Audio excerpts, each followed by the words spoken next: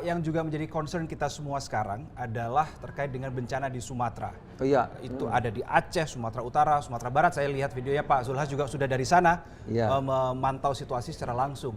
Nah, saya juga baca berita statement juga Pak Zulhas bahwa ketika setelah melihat situasi di sana, Pak Zulhas itu mau menaikkan bantuan pangan 2 kali lipat. Ini stoknya dari mana, Pak? Jadi memang bencana ini berat sekali. Orang yang saudara kita yang masih sama suaminya, tiba-tiba suaminya besok nggak ada, atau istrinya nggak ada, atau anaknya nggak ada, bahkan rumahnya nggak ada. Jadi sangat dibutuhkan sekarang air bersih. Air banyak tapi nggak bersih, jadi perlu air bersih.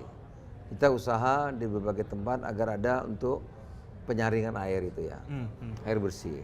Yang kedua, yang bertahan tuh rata-rata ada yang di bajunya saja. Lainnya kan terbawa. Oh, terbawa arus, ya. Jadi orang hanya pakai satu. Jadi kita perlu pakaian, kemudian apa tuh selimut, ya. Anak-anak kita perlu buku, perlu pakaian sekolah, seragam sekolah itu diperlukan sekali. Tentu yang paling penting sembako.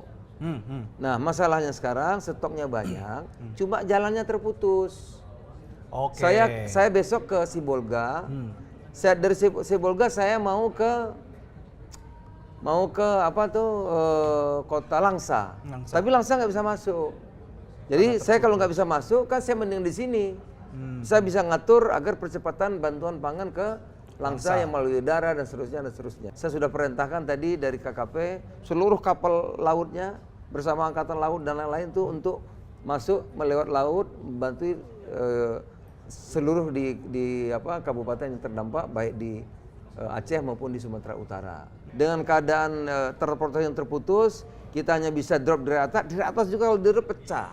Kalau beras karungnya pecah. Ya, saya lihat videonya sampai masyarakat harus mengambil dari. Ya, itu jadi memang nggak mudah ya. Ya, betul. Nggak mudah. Dan ini kan ada beberapa lokasi gitu ya.